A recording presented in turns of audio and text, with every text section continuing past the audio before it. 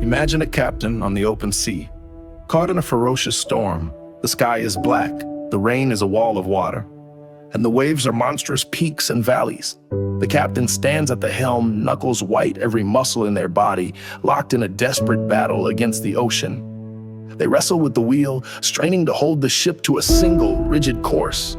They believe that their Herculean effort, their iron grip, is the only thing preventing the sea from swallowing them whole. To them, control is survival. Now, picture a different scene, a master rafter on a wide, powerful river. The water is fast, churning with currents and eddies, but the rafter isn't fighting it. They are standing calmly, using a single oar, not to fight the current, but to guide the raft with it. They read the water, they anticipate its movements, they use the river's own immense energy to navigate. They are not battling the river, they are dancing with it. One is a portrait of resistance, the other, a portrait of release. Which one feels more like you? Most of us live our lives like the captain in the storm. We believe that the more we control, the safer we will be. We build meticulous 5-year plans, convinced these timelines are an armor against the unpredictability of the future. We micromanage our work, our homes, our holidays, trying to nail down every variable.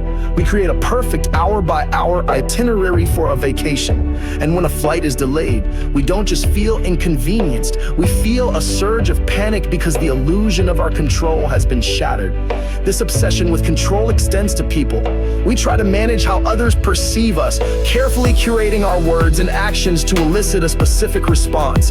We exhaust ourselves trying to steer the decisions and feelings of our loved ones, believing we know what's best for them. This constant effort, this white-knuckle grip on life doesn't lead to security.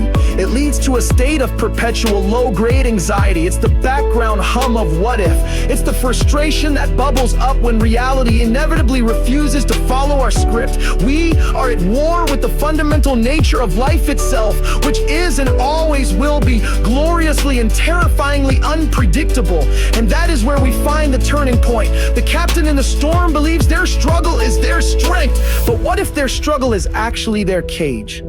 The profound, life-altering secret of the river rafter is this: true power is not found in resisting reality, but in skillfully surrendering to it. The rafter is not weaker than the captain. They are infinitely more powerful because they have stopped wasting their energy fighting a force they can never defeat. Instead, they have learned to borrow its strength. The paradigm shift is not about giving up. It's about letting go of the illusion that you were ever in control in the first place. The goal of a well-lived life is not to control the path.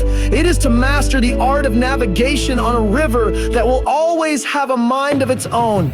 Letting go is not a passive act. It is an active and courageous skill. First, you must learn to distinguish between what you can control and what you can only influence.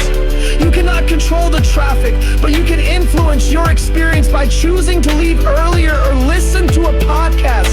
You cannot control whether someone likes you, but you can influence their perception by being kind and authentic. Pour 100% of your energy into your circle of influence and deliberately release your grip on everything outside of it. Second, practice what can be called active surrender. This means consciously accepting the present moment exactly as it is, without needing it to be different. When you feel that familiar urge to control, to worry, to micromanage, simply notice it. Take a deep breath, unclench your jaw, unclench your fist. It is a physical practice of letting a wave of reality wash over you instead of trying to build a dam against it. Finally, you must learn to trust the river. Our greatest moments of growth, discovery, and joy often happen when our rigid plans fall apart. The missed flight that leads to an unexpected adventure. The job rejection that forces you down a path to a career you truly love. We must stop seeing uncertainty as a threat and start seeing it as the open space where serendipity and opportunity live. You are not the captain in the storm unless you choose to be. You have the wisdom of the rafter within you. Life is a powerful river, and it will flow with or without your permission. You can spend your entire life on the shore, building dams and drawing maps of where you think the water should go, or you can build a raft, push off from the shore, and learn the exhilarating art of navigating the current. The peace you are searching for is not in a color-coded plan. It is in the confident release of your grip. So here is your practice for this week. Identify just one thing you are trying to rigidly control that lies outside your circle of influence. It could be another person's mood, the outcome of a project at work, or your plans for next weekend. Your task is simply to notice the urge to control it. And when you do, take one deep breath and say to yourself, I will navigate this, but I do not control it. That is your first lesson from the river.